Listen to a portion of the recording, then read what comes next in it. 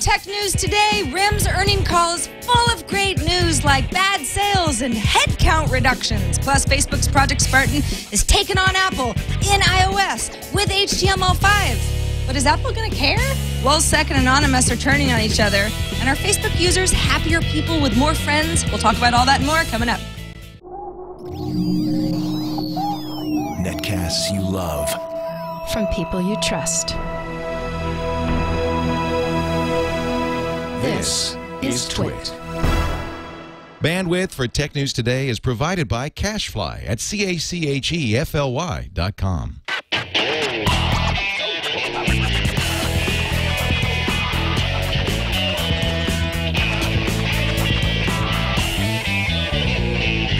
This is Tech News Today for Thursday, June 16th, 2011. Tech News Today is brought to you by FreshBooks, the easy online invoicing service that gets you paid quickly and makes you look professional. Get started with a free package at freshbooks.com. Welcome to Tech News Today. I'm Sarah Lane. I'm Iyaz Akhtar. I'm Jason Howell. And this is the show where we kick around the tech news of the day, along with you guys at home, kicking around your tech news and try to make sense of what is going on. Tom Merritt is off today. He'll also be off tomorrow. He is at Nerdtacular in Salt Lake City. That's right. With Scott Johnson and many other friends who have appeared on TNT regularly. But we're in luck because we've got Randall Bennett in Tom's absence. Hi, Randall. How are you guys? Very good. Thanks for joining us again. We saw you, gosh, it was a few weeks ago. Yep. It's been a couple weeks. All right. Well, thanks so much for being back with us again. It's funny, Iyaz, when you and I last saw each other, it was before I did iPad Today, and we didn't know what the RIM news was going to be, only that they were going to have an earnings call. Things have changed a bit in the last hour. Yeah, RIM actually gave out their numbers, and their headlines read, RIM implodes, announces layoffs, 500,000 playbooks shipped. And so here's some of the numbers here. The net income for RIM is down roughly 10% over the same quarter of last year, $695 million versus $769 million. So it's down a lot from the previous quarter as well, over $239 million, a difference there. On top of that, earnings weren't as high as analysts wanted, so that's not doing too well. On top of that, RIM actually gave out some other numbers about their products. It shipped 13.2 million BlackBerries, which is lower than analysts' projections, and 500,000 playbooks, which also means that these are just the ones that are shipped, not sold. So these could be in-store. Oh, yeah, and RIM had one creative way of announcing their layoffs, calling it a headcount reduction. Off with their heads. Apparently. Which is, I mean, it's not fooling anybody, so I'm not really sure what the meaning of that wording is. I guess it just sounds better than layoffs. Business ease. Headcount reduction actually sounds more violent to me. Yeah, it does. You know, it's just like I have visuals that sound meaner than laying off. Before the show, we were saying, you know, they have a co-CEO situation where they have two CEOs. Why not reduce that headcount by one and actually get some product direction? Just saying. And in after-hours trading, RIM is down 13% right now. Which is not a huge surprise given this rather... this is bleak. It's bleak news, absolutely. So let's talk a little bit about what's going on here. I mean, we've watched RIM's numbers decline as far as sales, certainly in the smartphone market. We talk about it all the time. Iyaz and I are always shaking our heads like we feel like we're ganging up on RIM at this point because we never have anything good to say. Nothing good happens with RIM, apparently. Well, I mean, it's not happy about it. It's just that's just the way that it goes. Playbooks were. It was going to be a big hit. People were excited about the playbooks when Tom first saw the playbook. I mean, he was one of the first people to say, "I'm definitely going to pre-order this." He was excited to have it. Didn't have native email. Didn't have a lot of. It was shipped prematurely. Yeah, the idea people shouldn't have gotten it yet. A BlackBerry device not having native email. That's right. That's the biggest hook for BlackBerry users is the email integration and to not have an application that took care of that. But they kept saying we have webmail. So you should use our tablet for that. And there was this whole dearth of applications. There's like nothing on the playbook. Yeah. Tom loves the hardware. I know that. But apparently there's nothing to use on the actual device. I just think RIM has a lot of problems, all stemming from their lack of a modern smartphone OS. I mean, if you go back, they've kind of stuck with the OS that they've had for so long that finally they put out the playbook with QNX or whatever the new OS is called. And, you know, it's not complete.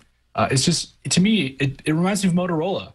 I mean, Motorola had such huge success in the late 90s and the early part of the decade by pioneering, you know, the flip phone, and they had the Razr, And, you know, they had a ton of success in cell phones, but then they didn't really stick with the times. I think RIM kind of did the same thing here. They had push email, and that was kind of their killer app.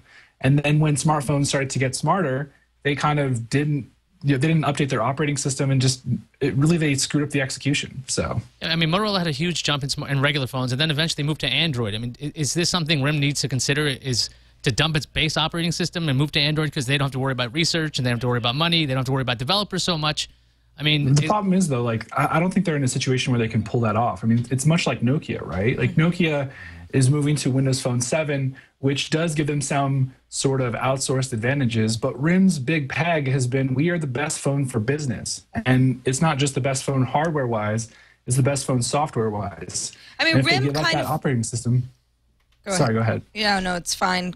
Please finish your thought. If they give up their operating system, to me, that's just, you know, they wouldn't have the same brand recognition that they have now. They wouldn't have the same cachet, or, you know, I don't know why you would use a RIM handset. We're also looking at newer versions of iPhones, some really cool Android phones coming out later in the year. I mean, just putting the playbook aside for a second, RIM can't really compete unless they've got something up their sleeve that's amazing that they can release before fall. That's not going to happen. Or they could just show something off like the playbook and say, hey, it's coming out, it'll be there. And then they rushed it. That's the problem. And they shouldn't have done that. And I think a lot of their bad press, to add insult to injury, O2 in the UK says they're not going to carry the playbook because, unfortunately, there are some issues with the end-to-end customer experience. It's not worth it to them. They don't think they're going to sell. It's that overpromise and underdeliver thing, right? You know, if they came out with this and they said, oh, well, you know, we're going to put out this playbook and it's a new direction for us. Like when Amazon released the Kindle, Amazon wasn't like, this is the future of our company. This is, you know, the be all end all. They were like, this is an expensive thing, an expensive experiment, and we're trying this out. I guess RIM, to some extent, didn't have the same luxury to really, you know, experiment with a new product line. And instead they just had to go full force. And unfortunately, it's not really paying off for them right now.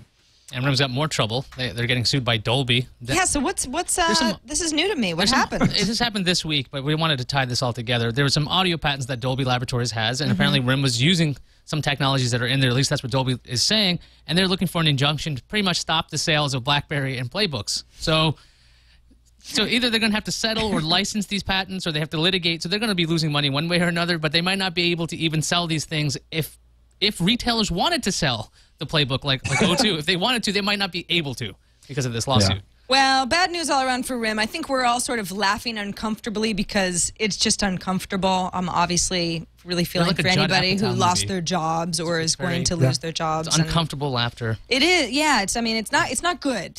So RIM, you know, we're pulling for you, but we don't know how it's all going to work out. Yeah.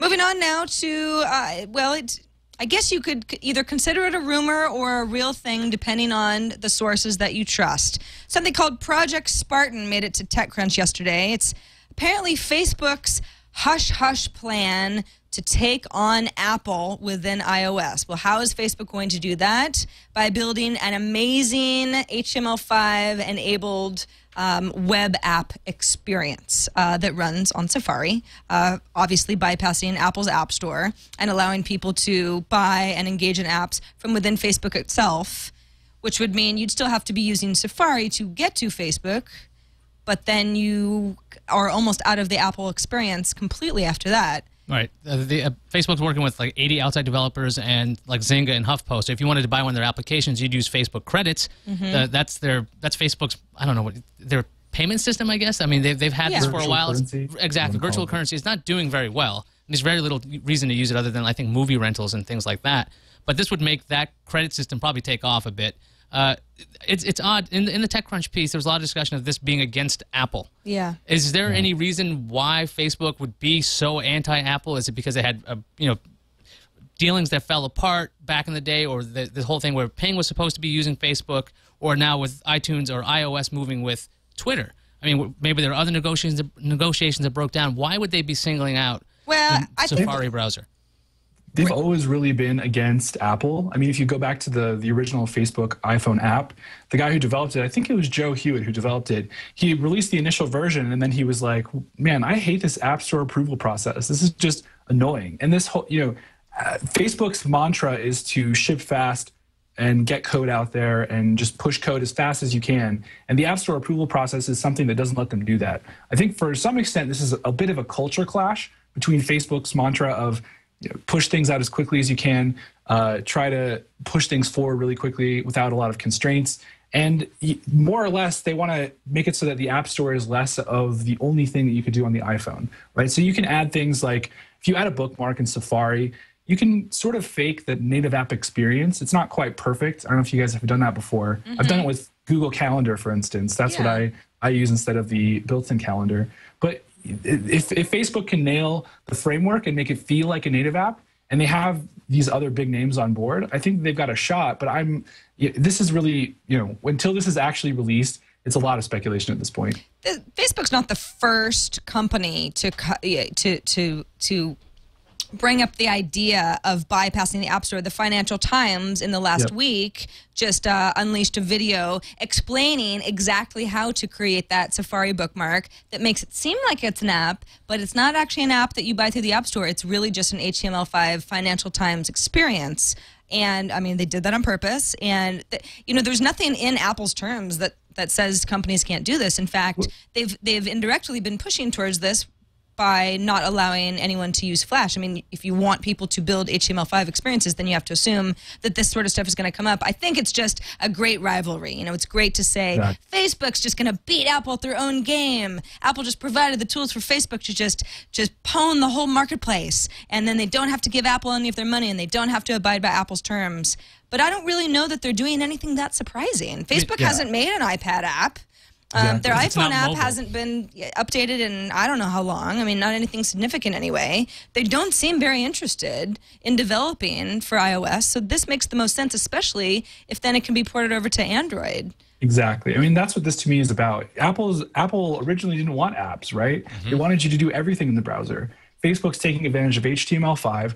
I think Apple smartly has left the HTML5 window open so that they don't seem like a monopoly, right? Facebook, a gigantic company, has a chance to actually take some market share away from themselves, right, from their regular iOS app. But at the same time, they can develop without having to ask Apple. So I think Apple smartly left this window open, and they do support it well enough. However, you're right that the press does kind of like to make this as big tech companies who hate each other and kind of a rivalry that might not necessarily be totally there. I know we say Apple takes a cut at everything. There's no way Facebook's doing this for free. They're probably going to get a cut too. Like if you're selling apps using their APIs, probably. Of course. Oh yeah, tell you what, you don't have to give Apple 30%. You could give us 25%. I mean, I don't know if it'll be a better deal for these guys, or why would they even bother using the Facebook, app market instead of saying, look, we'll make our own HTML5. I also think that Apple, Apple's clearly gotten wind of this by now. I mean, maybe if they'd known about it for a long time. I don't think Apple's too worried about Facebook infringing on their App Store experience. I mean, it's two different things.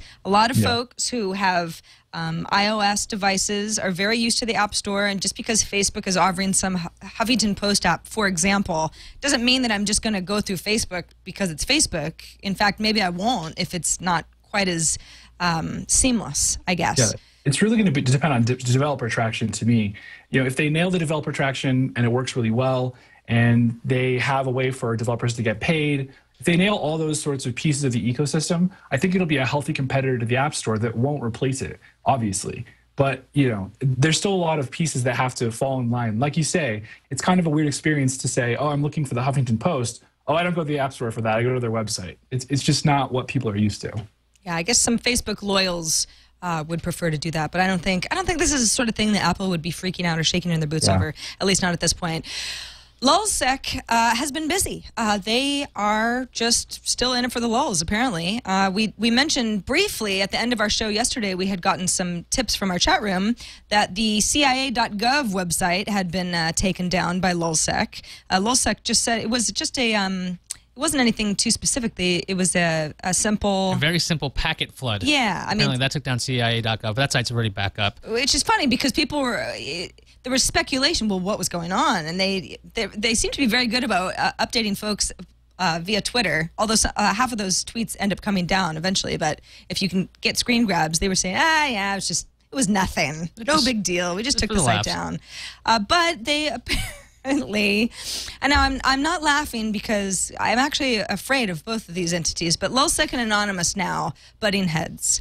They both conceivably kind of came from the same place and have some of the same values, I guess, but they're not really getting along that well. Yeah, I mean, right now, LulzSec is publicly attacking Anonymous, saying certain things about them and mocking 4chan. I mean, you can find a lot of people that work for Anonymous or are in Anonymous. I don't know how you want to say that. Right. You'll find them on 4chan, and so they're kind of bickering back and forth. Anonymous is known as coming from the 4chan community, at least some of the folks. So maybe they'll probably take each other down. I don't know. Maybe because this is quite possible. Remember, they had that hotline yesterday where you could request LulzSec to take down something. So perhaps people requested take down 4chan, take down Anonymous, and they said, why not? Let's do it. Let's try it. The thing about Anonymous is it's really, I feel like people characterize these as really well-organized groups of people. In reality, you can't take down Anonymous because they're loosely connected people who might be in a chat room together, and one person speaks up and says, oh, let's take down Visa, and then everyone is like, oh, it sounds good, I don't like them. And so it's sort of like an opt-in collective where you can be part of the denial of service attack, right? You just lob packets at some place, and maybe if you have a little bit more sophisticated hacking skills, you could do more malicious things. But for the most part, both of these groups are just really loosely organized, and it's kind of an interesting thing to watch. I feel like we give them a little bit too much credit that they're this plotting, scheming thing. It's really just a bunch of people moving in one specific direction. And from a sociological perspective, it's pretty interesting that they can be so loosely organized and still do things. But, you know, technologically, I think this is just kind of a passing thing that, you know, these guys will come and go. So it's easy to dismiss this whole thing a little bit as, oh, hackers against hackers. Everybody wants to do the best. And yes, they're calling each other names on Twitter. And it can really seem very juvenile. But after the CIA attack from yesterday, LulzSec released 62,000 email addresses and passwords. It was a text file that you can actually download. Iyaz, you did download it. Looked for your own name. It's a 2.5 megabyte file. You can get it on, well, it used to be on MediaFire. Then MediaFire took it down, and you can still find it around the web. I think even Gizmodo has a searchable field where you can put in your email address and see if you're on this list. I mean, it's a long list, and apparently somebody even emailed us and told us that he contacted one of these people telling him that your data is actually at risk. So it's less funny. I mean, a lot of these things are silly. Like, we'll take down this site. We'll mess with this. We'll put up a fake story on PBS. But I don't know anything about these 62,000 people whose names and passwords are being out. Not names and passwords. Their email addresses and passwords are out there. So if people are not using good password security measures, like having different passwords for different sites, you could use these, like you could try these out on Amazon. You could try them at different sites and see if they work. And that's really, I don't know how funny that is. I don't think it's funny at all. I mean, I think that's where we get into trouble, where we sort of say, oh, this, you know, it's just another hacker event, and they're just going to be beating each other up, and it's sort of just like a little game, who's the better one. But when actual innocent people, I mean, you can consider them innocent bystanders who are being effective, and their information is getting out there by a group who says, oh, we just think it's funny to do this sort of thing, it's really hard to empathize. I think when they released the porn username and password thing, that was funnier. This, not so much, because they also didn't say where this database is from. Yeah, I mean, they didn't say where this database is from, and they did say that this was plain text passwords. So whoever was running these databases, they were really poorly informed. I mean, I run little sites here and there, and there's no way I would ever store my database usernames and passwords in plain text.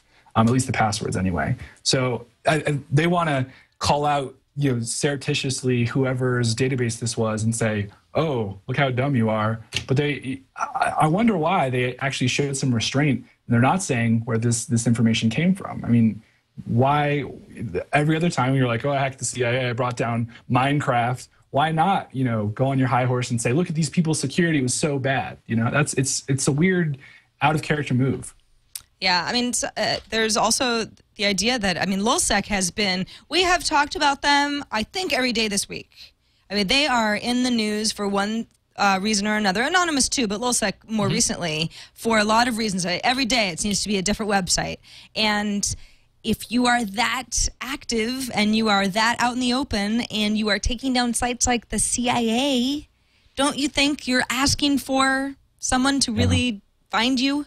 or some of you anyway. I don't know. I mean, I don't know what the answer is, but we'll find out sooner or later, I suppose, one way or another. All right, we're going to talk about a bunch more stuff, including why iTunes Match is not really a great deal for just about every artist. But first, we want to thank FreshBooks for being the sponsor of today's episode of TNT. If you're not familiar with FreshBooks and you do any sort of work that requires invoicing, that could just be like a one-off. Maybe you did some accounting work for somebody, or you mowed somebody's lawn. I mean, people do freelance work for all sorts of reasons. You have to try out FreshBooks because it's the way to make invoicing easy and make you look professional while also keeping you organized. It's completely free to sign up. If you just go to freshbooks.com, signing up is a very easy process. You just name, email address, information, and then you get going. You have 3 clients.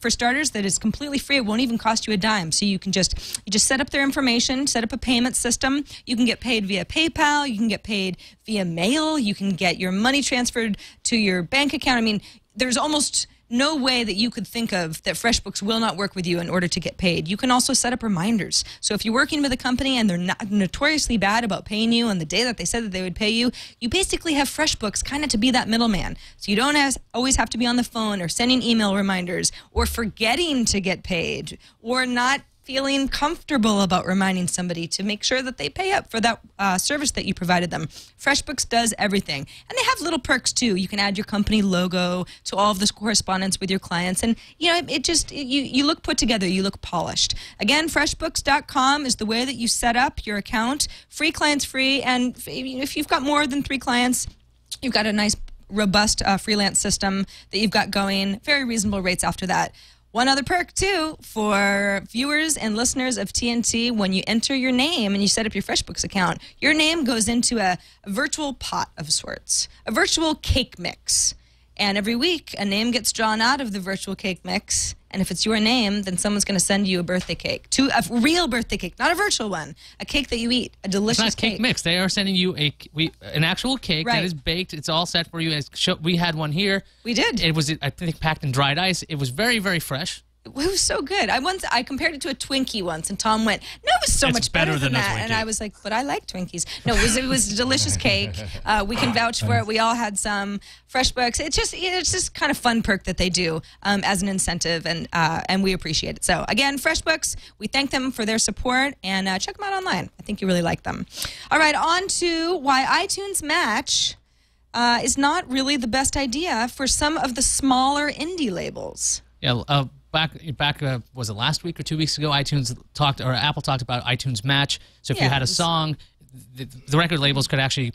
What's the thing? How does iTunes Match work? You have a song, and then since Apple has deals with record companies, you don't have to upload those songs if you have a match in iTunes. This was their one more thing at WWDC was iTunes Match, where if you've got a big collection of songs that you ripped off of CDs or however you've obtained these songs, instead of having to upload everything, the iTunes will scan everything, and what they can match. You can have in some cases, a better version of the song that you have on your local machine in the cloud. So it's an easier way to just have your song propagate in other places. And one of the big deals was Apple had to get all the record labels to get on board with this because this was very difficult. But one small company called Numero Group in Chicago, when this announcement was made, they wanted to opt out of iTunes Match because pretty much the co-owner, Ars Technica got an interview with the co-owner of Numero, and pretty much he was concerned with the legitimizing of piracy. He's saying, this guy's name is Rob Sevier, he says that his albums or his tracks have been pirated 10 to 20 times more than the actual legitimate sales. So for Apple saying, this is his quote, but for Apple to say all your bootlegs are welcome, it just bothers us. And the fact that they'd be getting $25 a year, that everyone has to pay $25 a year, so there's some money going back. So Sevier was not exactly impressed with that. He's like, we're not going to get anything. The artists won't even see the money because if you know how the record industry works, the artists are the last ones to get paid. So maybe there'll be a pittance paid to the labels, but they want out of this. They don't want to be a part of iTunes Match. And so if you have tracks from this company, you won't have the ability to use iTunes Match. It's interesting, when iTunes Match first was announced, we all went, well, that's pretty cool. And I thought, oh, there's going to be these little indie labels that get shut out because Apple just doesn't want to deal with them and they're not in some sort of a database and they just won't be able to reap the rewards of iTunes Match. I never really thought about it from the other side of an indie label saying, we don't really get anything out of this and we don't want to participate. We don't really like this idea.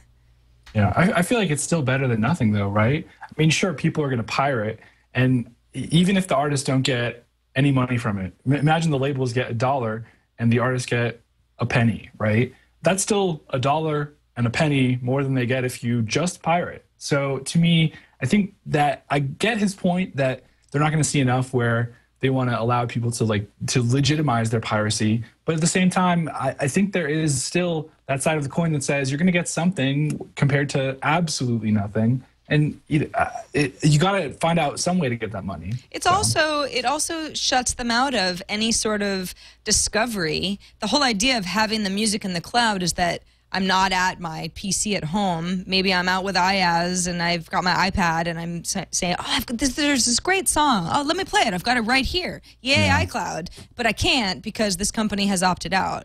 So I'm not sure how they're winning, really, unless they're just upset that Apple didn't consult them about what the terms would be and just don't want to participate. At that point, wouldn't if I owned one of these independent artists and they aren't within the match, it would still upload to their cloud, though, right? It should be I able would to, still be able to use it on their service. It just wouldn't be matched to an internal iTunes. Right, you'd still have to upload it because I think the tracks that aren't matched are uploaded, so you should be able to access it. Yeah, I mean, you're not totally shut out of the experience. But they're it just completely requires more work on the side of the user, absolutely, which defeats the purpose, of course, of iTunes Match. Well, numero, we respect you guys, I guess. Yeah, exactly. All right, Yahoo is launching an app discovery app. A meta app. So it's an app that helps you find out about other apps for iOS and Android. It's called App Spot, and if you look it up, you look for it. It's actually it's Y exclamation point. It's not Yahoo App Spot. You have to look up Y exclamation point App Spot. Oh, it's got a great name, so you can't find it in the first place. And what it does is it's pretty much like a directory. Okay, it's another way to see apps. It's not an app store. I mean, people aren't submitting apps to this. It's Yahoo pretty much directing you to find new apps. So this app will actually scan the apps on your device, and they'll give you recommendations if you want. I mean, you don't have to give it permission to do that, but you can. And also, there's a web component called, App Search. So you can find apps on the web. There's a nice little QR code shows up on the site. You can scan it with your phone, and then you'll be able to download really quickly. So you don't have to use a URL or anything. So it's an interesting idea for Yahoo to try to do something else. I mean, it's pretty much like the old search days where there was a directory. This is just another directory. What I was going to say. It's like the 1995 version of Yahoo, but you apply that same exact concept to apps, right? I think that's exactly what Yahoo's doing. I mean, we laugh a little bit, but it's like Yahoo still has a lot of people using it for search. There's some brand loyalty going on there. It kind of reminds me of the days where I used to just go to a variety of places to download Windows programs, just like simple little Windows programs. Or something. Yeah, download.com, and there were maybe 5 that I would go to that they would have featured apps that were different than the next website, and so I would just get ideas because there was a little bit of a editorial layer app cultivation, exactly. So I don't know. I mean, if it's a good experience, I can see people getting on board with this. Like, I don't know what I want. I've already looked through iTunes and nothing really jumped out at me. Maybe I'll launch Y exclamation point App Spot. So if you search for Yahoo, this doesn't come up? Apparently it wasn't. I saw it on a PC Mag article. Somebody had tried to look for it with the Yahoo branding, and they could not find it with that name, which is a little silly since they're a search company. You think they'd get that SEO thing down. Right. Well, especially since when you actually look at the app, it spells out Yahoo. Yeah, that's strange too. I don't know why they did that. But on top of that, though, there are other applications that have done this before. There's something like Chomp. But because of Yahoo's name, people will probably go to or gravitate towards, oh yeah, it's Yahoo. I've seen them. They're my start page. So, and you figure if somebody decides to buy an app, then Yahoo probably gets a little bit of a kickback because they have relationships with the app developers in order to feature. With iTunes or something like that. So why not just build something? If it's not that intensive on Yahoo's end, then they kind of get to be part of this revolution that they're not really part of otherwise. Yeah, whatever makes them money. I still think the iTunes store, I don't have Android, I have an iPhone, but I still think it's really difficult to find new apps. And something like iPad Today plug, that's really the only way to find new apps. So having more ways to find better apps, I don't know. I'm always in favor of that. I agree. I mean, working on an iPad today, I actually like this idea because I'm constantly just hunting around. Like you said, Randall, the iTunes store can just be a little bit frustrating sometimes. It's like, this app of the week, I already have this. What else? But see, this could have been a great idea a while ago. Like before the Android market came to the web and before iTunes Preview did, like this should have happened like 2 years ago when those things weren't around. You'd be like, oh, okay, now I have somewhere to go on the web. Although people do complain that the Android market is a mess too. That's true. But I mean, the web search, though, the web search element to me is actually more important than the actual app on your device because apparently it doesn't really work that well from what I've been reading. That when somebody's recommendations are way off and he doesn't understand exactly why he's being recommended certain things, or there's only 4 recommendations from Yahoo but 9 from Apple. So this is from a PC Mag article, but somebody tried it out and he did not really like the experience. Yeah, I mean, it's sort of a fly or die. If you've got good recommendations and these are really awesome apps that maybe you can't find other places, or you would have to have searched for longer other places, they'll probably do well. Otherwise, nobody will pay any attention. You got to give us something we don't already get. All right, moving on to mobile TV. It's making a comeback. Iyaz hopes so anyway. Well, according to this is a great title. New Global Entertainment and Media Outlook report from PricewaterhouseCoopers. Yes. Of doom. They said that mobile TV subscription revenue will grow at a compound annual growth rate of 13% over the next 5 years in the U.S. And so that means there's going to be money in mobile television, and it's basing this on the standardization of DTV. There's going to be a mobile DTV standard, which is supposed to kick in around 2012 or 2013. So the idea is people will be watching television on their mobile devices. And this is actually going to be a moneymaker. But one of the weird things is this has been tried before. I mean, we've seen mobile television devices before. Qualcomm had their Flow TV, and that kind of failed. I mean, do you guys see any reason for this to be this report to be accurate? No. I like 1,000 times no. I just think these devices where it's this idea that, okay, we have what's going on TV. We can create a mobile standard, a mobile TV standard. There's a couple in Asia that work out okay. We're going to try and bring this to the U.S. where the entire country is huge. And we're going to try to take those exact same concepts that work in South Korea or Japan, bring it to the U.S. People will format mobile content specifically for this television standard, which is linear. Like, it's not data-based. It's a linear broadcast format that just like your regular TV. This, to me, it just is not going to work here. I think mobile subscriptions, if content providers such as TWiT or other internet-based TV providers, I think things like that will continue to work, Slingbox, etc. I mean, people are going to be getting video on their mobile devices, but I don't think that the standardization of these terrestrial broadcast DTV standards specifically for mobile devices are going to make any sense in the US. It's just too much infrastructure to build out. Qualcomm already failed horrendously at Flow TV, and then they tried to license chipsets to mobile manufacturers who don't want another chip in their phone. I mean, it's just, I can't tell you how flawed I think this is. Randall, I think your points are good. I also think mobile is just that. I mean, you're mobile, you're on the move, you're not sitting in your living room experiencing whatever you'd want to watch TV the same way. And that's why on-demand works so well on devices like iPads and Android devices. Right, I mean, you could use Hulu Plus, or you could use Slingbox, or you could use HBO's app. I mean, there's a lot of different ways to get video consumption now on demand. So you're not really using the old way of, I'm going to sit there and what's coming up next? Like, I mean, the only time you really care about live television is usually sports. Or news. I mean, that's really when you want something live. And you're going to want those apps. You're not going to want some specified service. And with Qualcomm selling their spectrum to AT&T is just going to build out a ton of data infrastructure, and the data infrastructure is going to take care of mobile TV without even worrying about this, DTV mobile standard that no one's going to use. So. The DTV is supposed to be better because a long time ago when you had mobile TVs, like I had the Sony Watchman, which was a portable television. Nice. And, be in the back of the car, parents are driving. Yeah, you can't really have an antenna like that and the old television standards. Theoretically, this should work. It should, just because it can work in theory, this with DTV and this new standard, it doesn't mean anybody's going to adopt it. I would like it if it was ATSC, which is like the regular over-the-air broadcast standard, right? But it's this completely separate standard that providers have to have content specifically for. That also means they have to have specific licensing deals for this. I just think if they're going to come up with these licensing deals, they're not going to want to build out more infrastructure. It's just they want to do things over the internet, and that's where it's all going to head. So. Exactly. And of course, you can watch TWiT TV live on the internet all the time. Already, and we didn't have to build anything out. But you don't have to license anything. You just watch us. But we also offer on demand because we know that that's realistically when people are mobile, an often way to consume our content. So.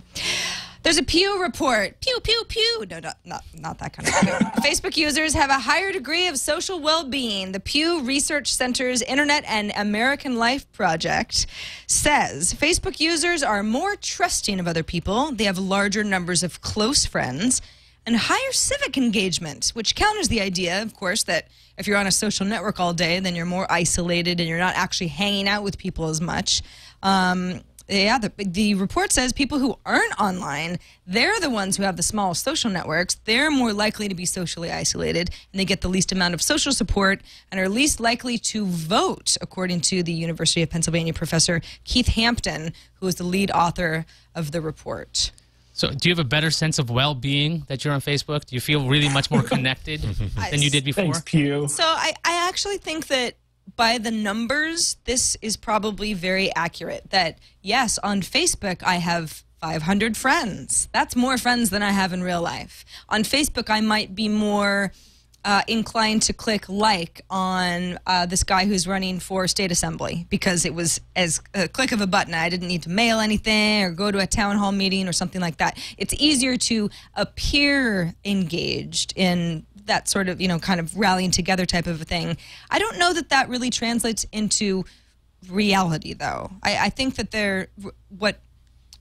having a lot of friends in reality, as far as who's going to come to my birthday party at this restaurant, and having a lot of friends on Facebook where it's just easy to ping everybody because the tools are set up.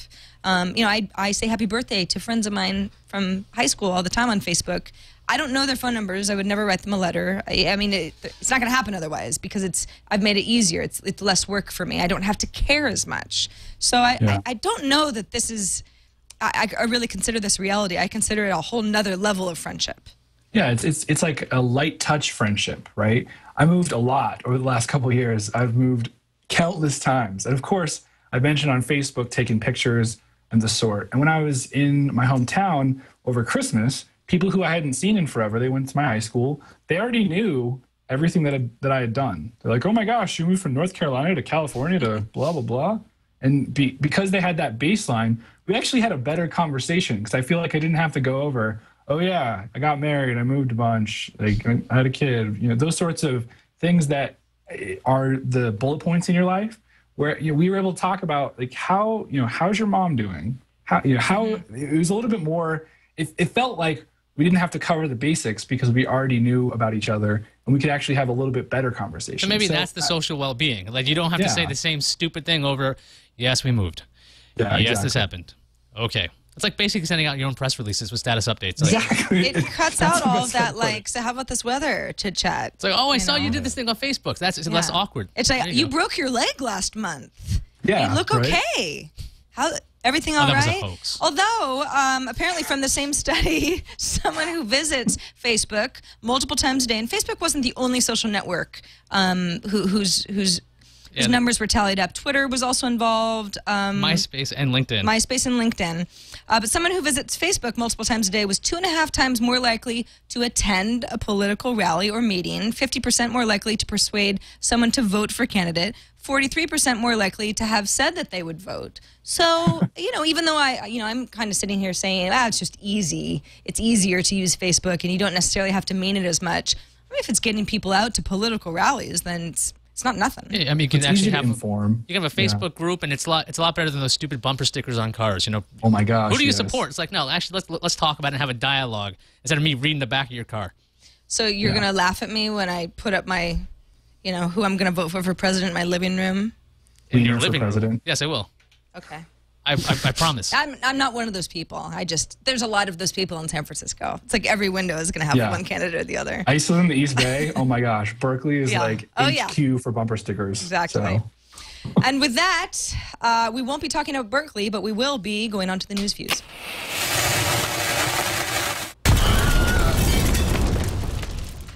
Looks like we're going to need another chief information officer in the United States because Vivek Kundra is leaving the position in August. Kundra will serve as a joint fellow at Harvard University's Kennedy School and the Berkham Center for Internet and Society researching cloud computing and the implications of digital media and technology on governance. So he's like one of those smarty pants. He just goes from computer to computer stuff. I mean, It's not like he's going kayaking. Yeah. Not too bad. Lawsuit time. This time, Apple is being sued over the term iBooks.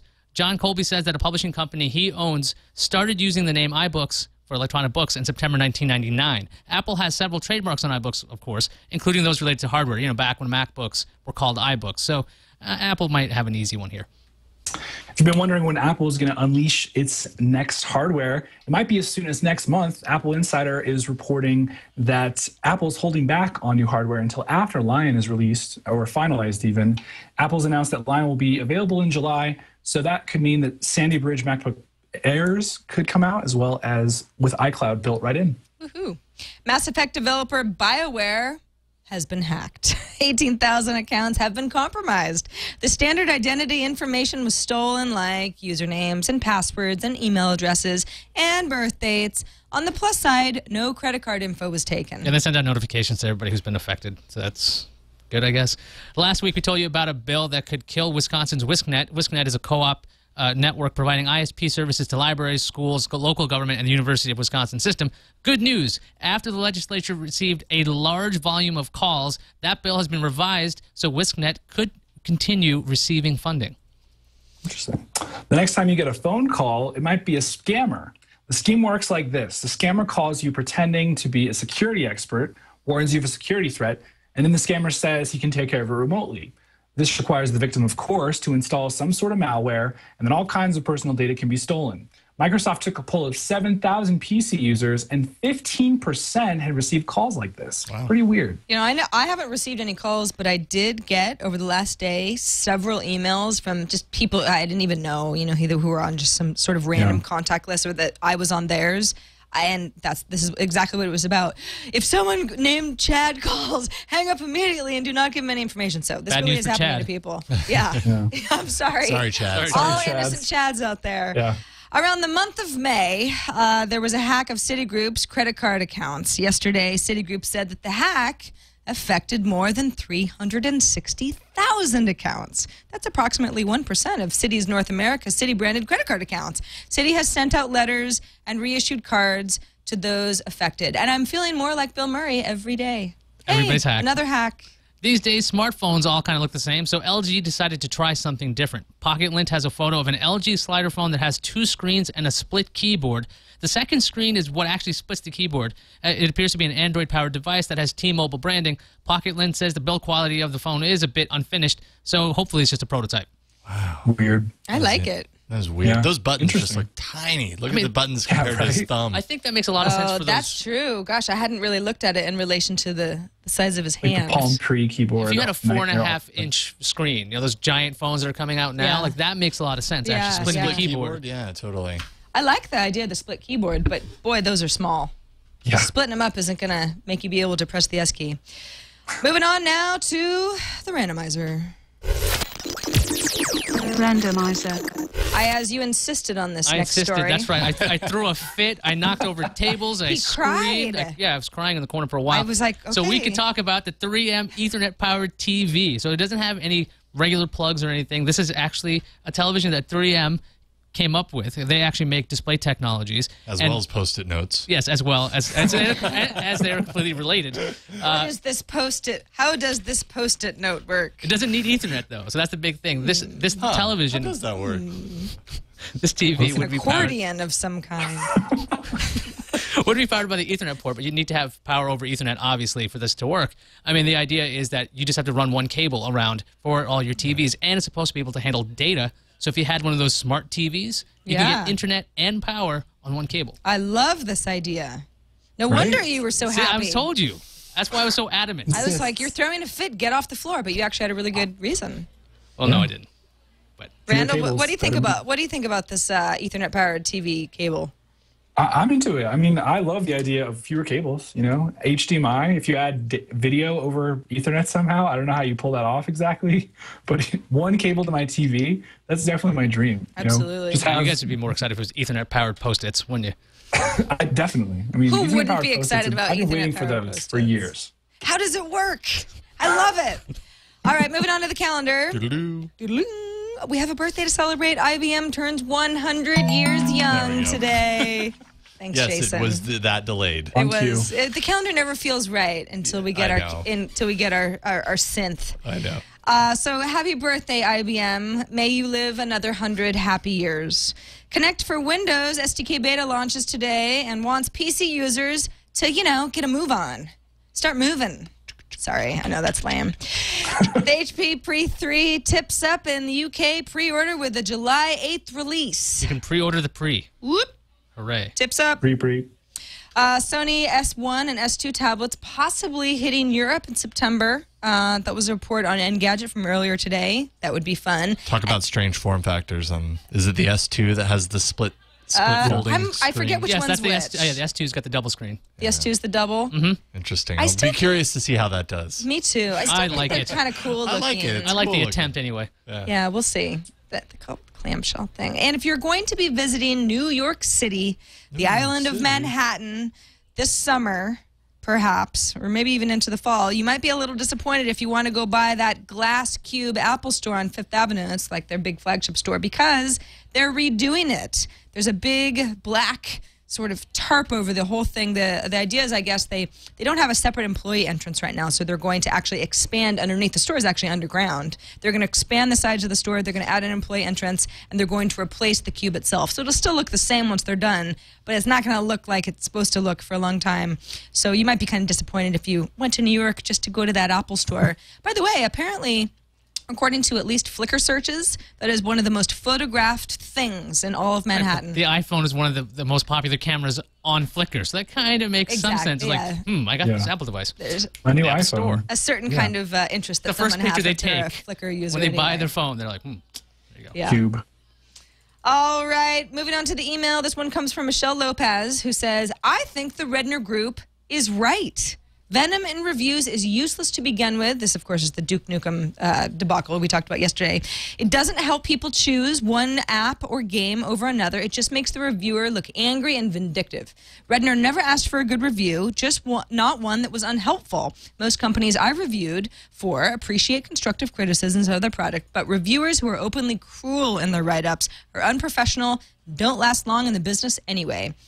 I have to. I have beef with that. I Yeah, that's the end take of the issue letter. with it also. Yeah. So that's The idea, the Redner Group writing that you won't get review units because you reviewed with Venom. So I think Michelle agrees with the Redner Group that these reviews were venomous because they were critical. I think Michelle works for the Redner Group. Exactly. Well, I mean, it's a sort of thing where it's like, well, what does venom mean? It means different things to different people. If you play a game and you're just like, this is the worst game. I can't believe it's so bad. I expected more. Why wouldn't you write that? Because you would want to be as honest and as transparent as possible with all the people who trust your opinions and read your reviews. So if that's really how you feel, why would you hold back? I mean, I don't think anybody was personally attacking the people who made Duke Nukem Forever. They were just saying this is a very subpar product, especially since it took so long to come to market. On top of that, it wasn't just one bad review. It was a lot of reviews that hated this game. So it's not like,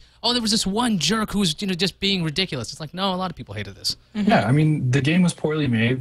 The reviews that I read, at least from Ars Technica, they were just frustrated that this game came out after so long and it had ridiculously long load times. And really, the humor, while expected to be juvenile, was the entire focus of the game. There wasn't this exploring element or, a lot of the original things that people loved about the original Duke Nukem. I mean, Venom in reviews, sure. Like, if you just take beef with something because you don't like the idea of it, or if you're a fanboy or, one of these people who likes to just get page views, it's one thing. But if you're legitimately frustrated that something doesn't meet your expectations, it's your job to tell that to your readers. Your readers are reading specifically because they trust you, not because you're going to sugarcoat everything. So, yeah, I mean, sorry, emailer, to totally, try to beat you down or whatever. But sorry that this is venomous, but I really do think it's their job to be honest. Yeah, and regardless, along with what you're saying, Randall, it's the whole chilling effects factor that we talked about yesterday and today. It's like it's not